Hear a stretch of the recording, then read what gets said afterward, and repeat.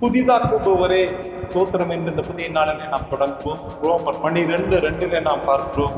நீங்கள் இந்த பிரபஞ்சத்துக்கு ஒத்த வேஷம் தெரியாமல் தேவனுடைய நன்மையும் பிரியமும் பூரணமுள்ள சித்தம் இன்னதென்று பகுத்தறியத்தக்கதாக உங்கள் மனம் புதிதானதினாலே மறுரூபமாகுங்கள் என்று சொல்லி அங்கே நாங்கள் வாசிக்கிறோம். நம்முடைய சிந்தை தேவனுக்கு புதிதாக வேண்டும். பவுல் இதை இங்கே விவரித்து சொல்லுகிறார்.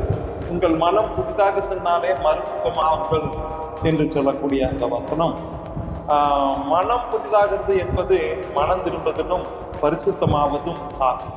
நாம் எப்பொழுதெல்லாம் மனம் திருப்பி பரிசுத்தமாகிறோமோ அப்பொழுது புதிதாகும். நமக்குள் நம்முடைய ஆத்மாவுக்கும் புதிதாக வேறு ஆத்மா எதுவும் மாறி வைக்கப்பட மாட்டாது. நம் புதிதாகும் போது நம்முடைய ஆத்மாவின் சுபாவம் புதிதாகும். ஆத்மாவின் பழைய காரியங்கள் எல்லாம் ஒழிந்து போயிட்டு எல்லாம் புதிதாகி, இதுவே மனம் திரும்புதல் என்று அழைக்கப்பட்டது.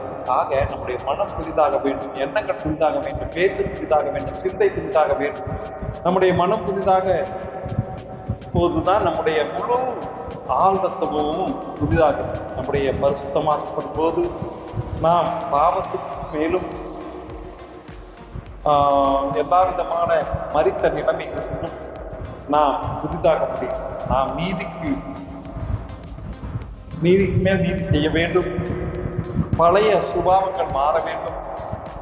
நம்முடைய மனம் தொடர்ந்து புதிதாகிக்கொண்டே இருக்க வேண்டும் என்று சொல்லி புதிதாக்குகிறவரே ஸ்தோத்திரம். தேவன் நம்மை ஆசீர்வதிப்பாராக. ஆமென்.